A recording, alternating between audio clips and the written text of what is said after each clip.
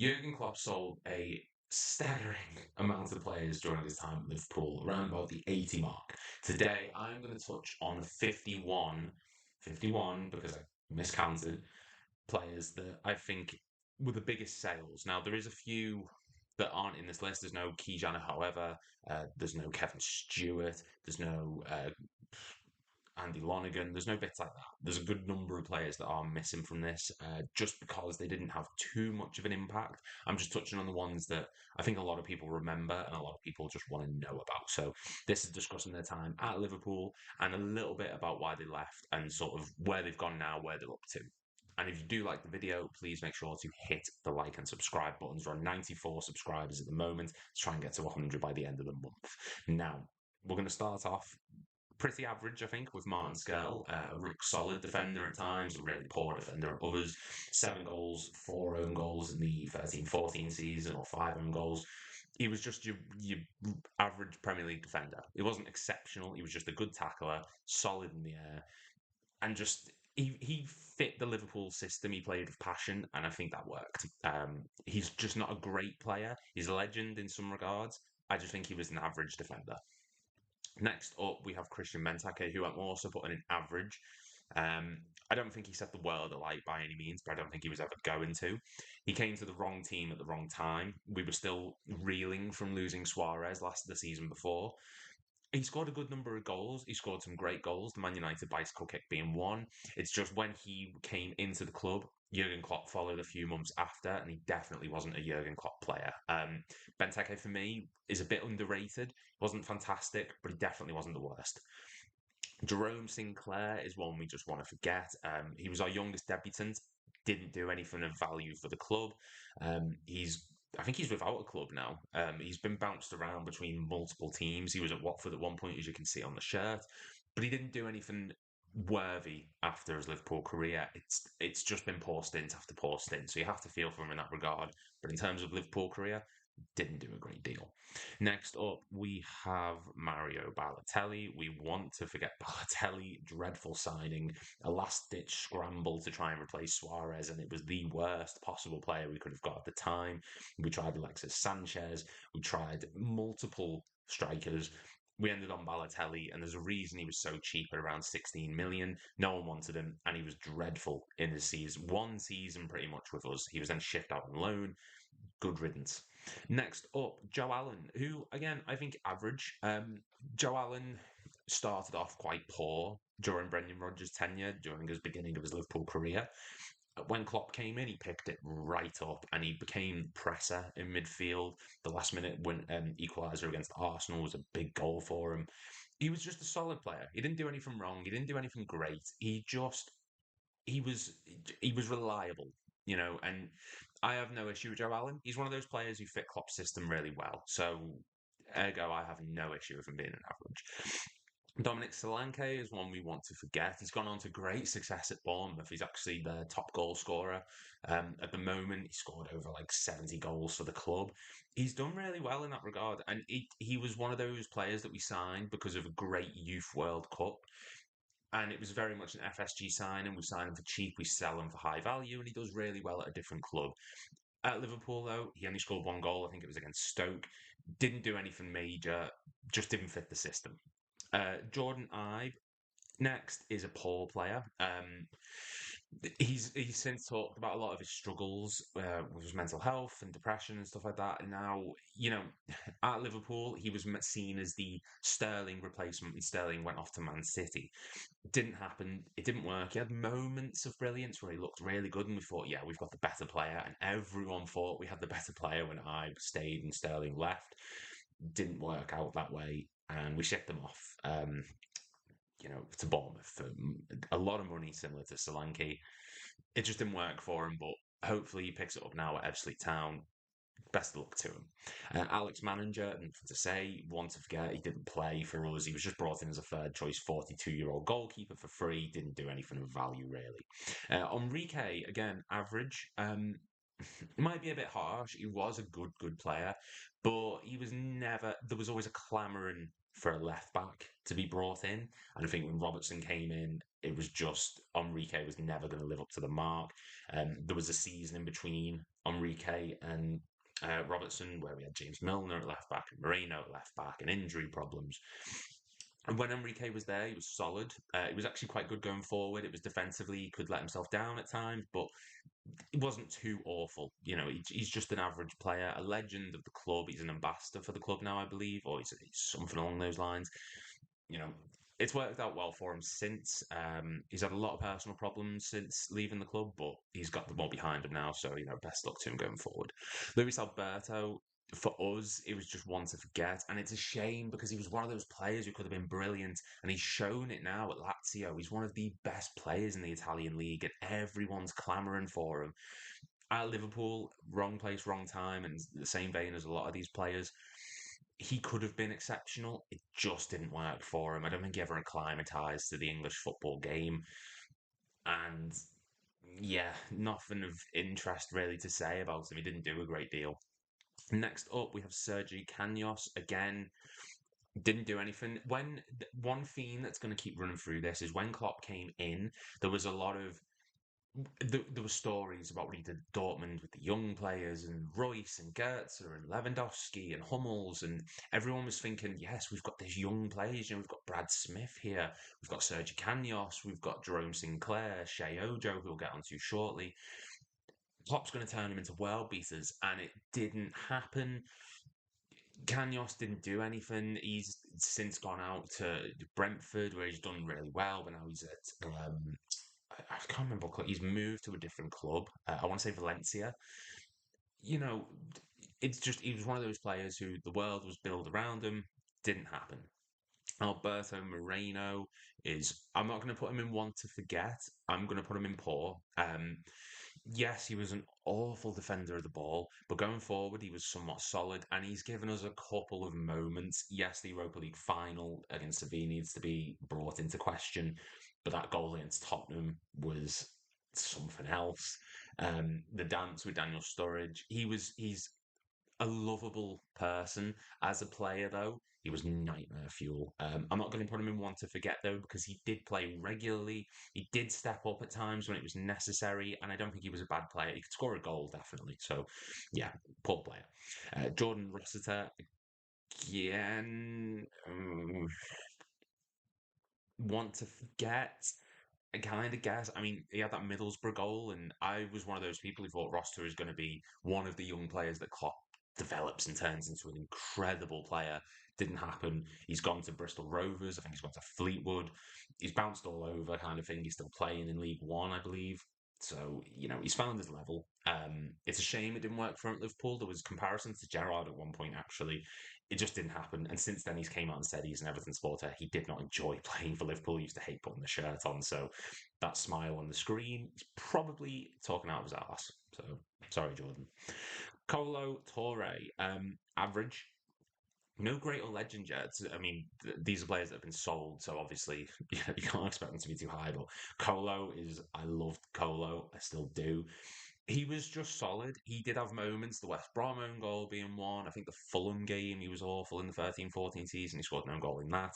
And then the Real Madrid game comes and he plays like a prime Maldini. He's dribbling past attackers, beating Ronaldo for pace. That game solidified him, and he got one goal in his time at the club, and it's weirdly one of my favourites. Just I love seeing Colo score; it's so good, and yeah, he was an average player. He was signed for free from Man City. He was just a good backup player. And when he did play, he wasn't awful. He was just a steady head in the defence. Next up, we have João Teixeira. Again, he was one of those people who Klopp was going to develop. Didn't work. He was so full of potential and we were all excited for it. Nothing happened, so want to forget. Next up, who is that? Oh, didn't even recognise him then. It's Felipe Coutinho, and he's a legend. Well, right. If it's just going on ability, he is. There was a 2-3 season spell where he was debatably the best midfielder in the world. He was scoring goals for fun, and he was scoring worldies. The Bolton goal, Stoke goal, Southampton, Man City. Man United with the chip over the keeper, Chelsea where he got the brace. He was scoring goals for fun, and they were just either rockets, long distance curlers, volleys, free kicks, like the West Ham one where he went under the wall. He was incredible. When he left, it broke a lot of hearts, and the way in which he left caused a lot of uproar, and a lot of people started to turn on him. But for me, Coutinho, for his ability, is a Liverpool legend in that regard, not for his whole contributions to the club. As a player, though, he's one of the best I've seen play for us in a long, long time. And it's a shame when he left, but him leaving paved the way for Van Dijk and Allison to come in. So, swings and roundabouts, ultimately it benefited us. Next up, we have Lucas Leiva. Um, yeah, I'd say average. Lucas was he divided opinion. A lot of people got stressed out because of the number of fouls he gave away, which is fair enough. When he came to the club, he was an attacking midfielder, didn't work. He dropped deeper, didn't work, but he was committed. He would run his heart out. He'd always get stuck into a tackle. I think he's got like the third highest tackles in the Premier League history, and considering he was with us, he was with us a good number of years, but that's stunning. That's a high thing to be a part of. Now Gareth Barry's up there, and he's got the most appearances in the league, so obviously he's going to be. But for Lucas to be there, that's pretty incredible. He was solid. He's a legend of the club. He's an ambassador now for Liverpool Football Club. Yeah, just overall average player. Mamadou Sakho. I feel like I'm just saying average all the time. Was he average? Hmm. I have better memories of Sacco, so I'm going to put him in great. I think he's the better defender than Scare. Also, I think this is fair. Yes, he left in poor circumstances. He infuriated Jurgen Klopp with his lateness and lack of discipline, which is fair enough. During his time at the club, I really enjoyed Sacco. He was billed as being the next big centre back for us. Came with all the expectation in the world. PSG captain, young French centre back who's quick, dynamic. Brendan Rodgers loved him, and then Klopp came in, and Klopp loved him, and it just all went sour really quick. And there was a period where Joel Matip came in, and we thought Sacco and Matip at the back, that's going to be incredible, and it just didn't work. And maybe Sacco leaving's what got us to get Van Dijk. Maybe we wouldn't have got Van Dijk if we still had Sacco at the club. So, we'll see how it is. As a player for us, though, solid. I think if he was in that Europa League final, we would have won it. Next up, Emre Can. I'm going to say great. Yes, there was infuriating moments, and uh, is he great? Is he great?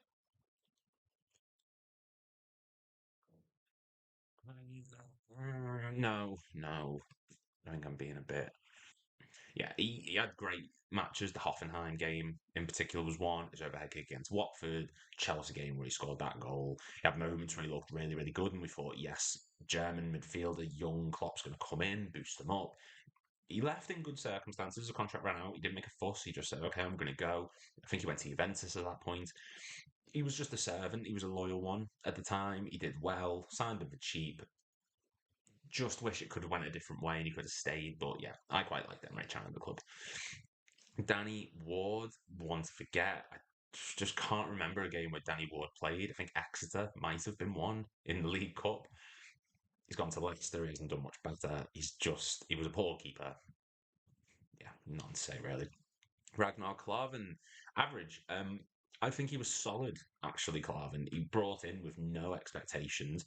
He filled his role. He was the leader at the back. The Burnley goal sticks out in my mind. Defensively, he was rigorous. Like he was very, very what's the word? He wasn't fast. He was just a physical presence at the back, and he was a leader, which we needed at that time. That was before Van Dijk came in, I believe. So he was just there to sort of try and boost the numbers at the back and keep us stable. As soon as Van Dijk comes in, the whole system changed, and Klavan for me was just a decent player. Daniel Sturridge is a legend. Injuries did make me kind of want to knock it into great, but I do have to say he was just what he did for Liverpool was fantastic. He was some of the goals he scored are just some of my all-time favourites for the club. The Chelsea goal, the West Brom chip. he's the Sevilla goal. He was just an incredible striker, and if he just didn't get injured, I think he'd be regarded as one of the best strikers in Premier League history. He just had that ability in him. It was always a case of we were waiting weeks and weeks and weeks for him to come back, and then he'd come back, he'd get injured for weeks and weeks and weeks. And maybe this makes me sound like a hypocrite because of the whole Thiago situation, but what Sturridge offered is what more than what Thiago offers. Sturridge gave us goals, he gave us fantastic moments, match winners, the Everton equaliser being one. He was a fantastic striker, and it's just a shame that he couldn't stay fit for long enough. John Flanagan, just poor. He had one good season in the 13-14 season, and looking back, was it really that good of a season? Yes, he looked all right defensively, but that by comparison, our other right back was Glenn Johnson. Now, anyone's going to look good compared to Glenn. Sorry, but was he that good? He had spells, but overall, his Liverpool career, he just got injured. Klopp saw him, didn't want him, shipped him out. He went to Rangers, and then I think he's since retired now at 29. So it tells you all you need to know, really. Lazar Markovic, I've already spoke about in the past. Want to forget, awful player, high price tag, didn't justify it. Danny Ings, we're going to put him as average. Injuries, again, two long-standing injuries. He actually started off really well under Brendan Rodgers. He was the last player to score under the Brendan Rodgers era. And then when Klopp came in, thought maybe he'll kick it up a bit. Maybe he'll start playing more, getting more goals. It just didn't happen for him, unfortunately. Just injuries, as there's the story of several players on this list. He's gone to Southampton where he smashed it. He's gone to Aston Villa where he did at times, and he's gone to West Ham where it's just not quite working for him at the moment. Overall, though, he's had a solid career, and at Liverpool, I had no issue with him. I actually really like Danny Ings. Mignolet, again, average, was just a solid keeper. Didn't do much wrong, didn't do much right. Penalty in his first game against Stoke, which he saved. He did have the occasional fumble in him. He was just a good shot stopper. He was never the ball playing goalkeeper that the game sort of developed into. He was just your ball's going one corner, he'll be able to reach it no problem. He was just solid, and I wish he'd started the Champions League final over. I'm going to skip a few. Loris Karius, who unfortunately is going to be one to forget, doesn't deserve the abuse he got following that match, not by any means. And I do feel sorry for him that one game sort of derailed his career, but it was such a big error, or errors, should I say. He went to Besiktas, it didn't work. Union Berlin, it didn't work. He's now at Newcastle as their third choice keeper. I think he's just enjoying life, to be honest, and more power to him. I have no issue with Loris Karius. It's just he wasn't great for us, and that match really did just tip it over the edge. So, it is what it is. Next up, Ryan Kent. Just poor, I guess. I mean, didn't do anything for us, really, but there was not a massive amount of expectation on him, I suppose, because we had other players like Harry Wilson, who poor, he didn't do anything for us, and he was so frustrating, Harry Wilson, because he'd go to Hull, he'd smash it. He'd go to Bournemouth, he'd smash it. He'd go to Derby, he'd smash it. Fulham, smash it. And then he'd come to us and he just didn't do anything. And we kept going every summer. This is the summer. He's going to play. He's going to play. He's going to play. And it just didn't happen. And it's a shame. But he's gone to Fulham. He's done really, really well. Just for us, I just think poor because he didn't do much. Bogdan, want to forget, signed for free from Bolton. What do you want me to say about Bogdan? Get in the bog. Lovren, I think if Saka's great, Lovren's got to be great. Is this harsh on a few players? Possibly. Trying to think of Clarvin, trying to think of Lucas. You know what? I'm going to move Lucas up because Lucas is, he was a bit better than Lovren, I'd say.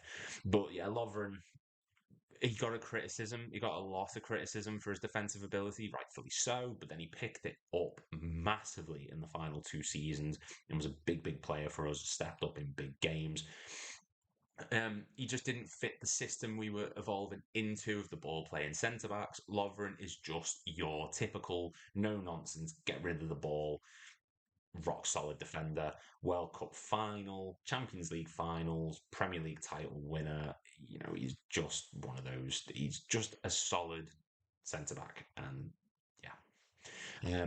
Ryan Brewster, I want to forget. The only thing I can remember Bruce doing was missing the penalty in the Community Shield.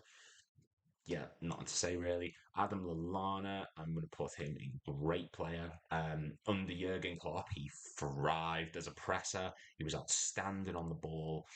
Really, really committed to win the ball back. Did start getting injuries towards the end, but he was one of those players that you could tell Klopp didn't want to sell, but he didn't have a choice. And he scored some big goals for us. The Man United equaliser at Old Trafford being a big one. I love Lallana. So for me, I think he was a great player. Genie Wijnaldum, legend. And in my previous videos, I put him at great.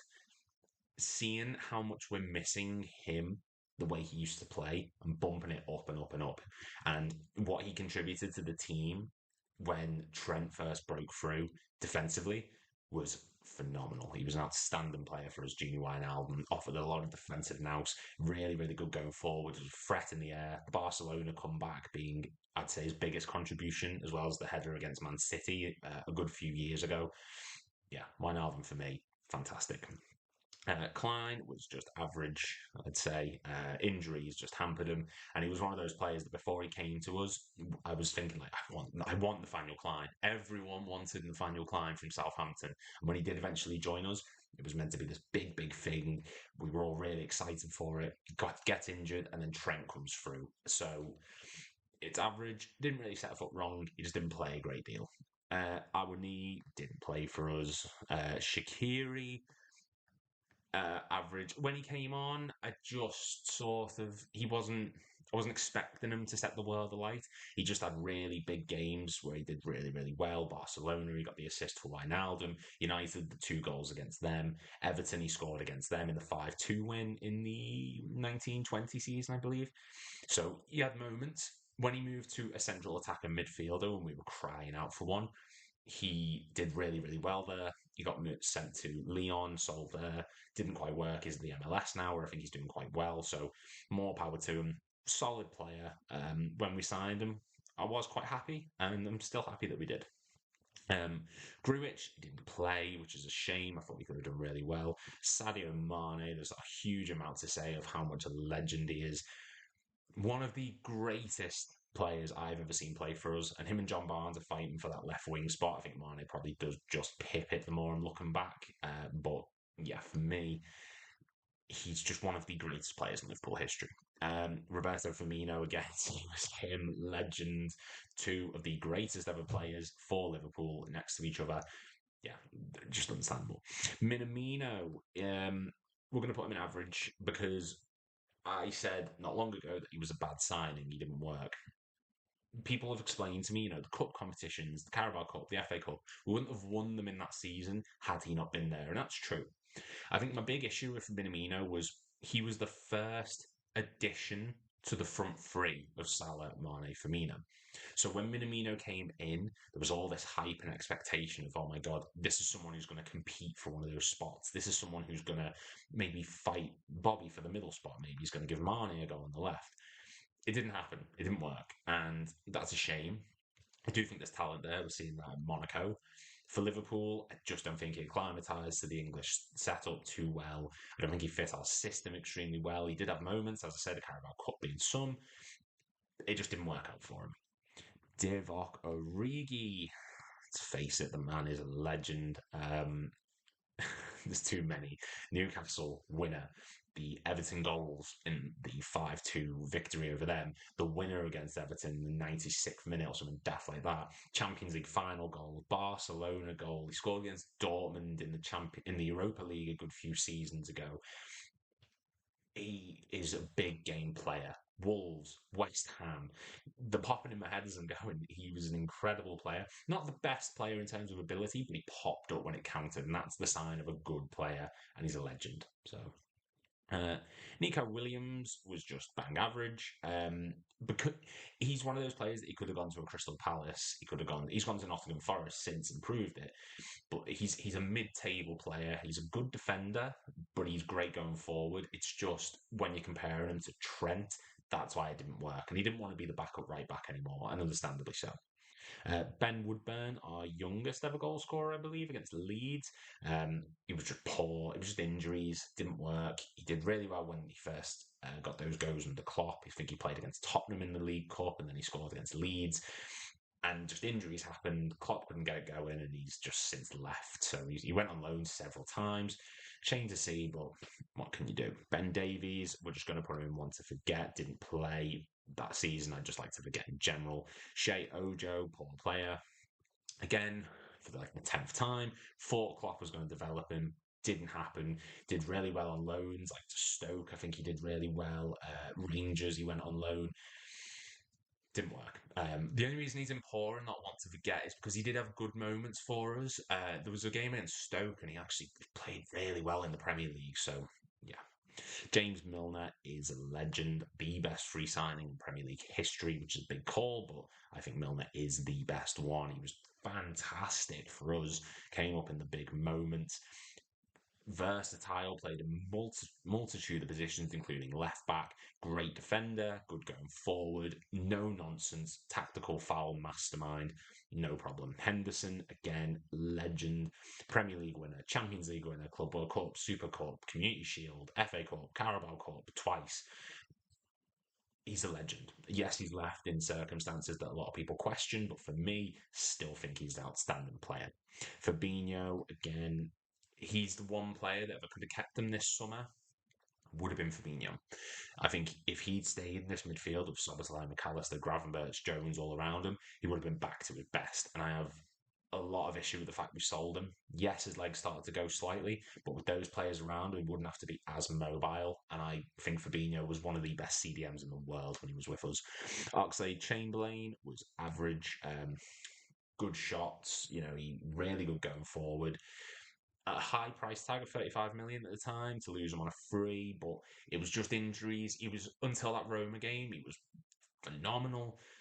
Horrible injury after horrible injury. He just couldn't make his way back in the team. But yeah, it's a shame. I absolutely loved Oxlade-Chamberlain. He just couldn't get the fitness right. And next up, Naby Keita, for me, is just one I want to forget.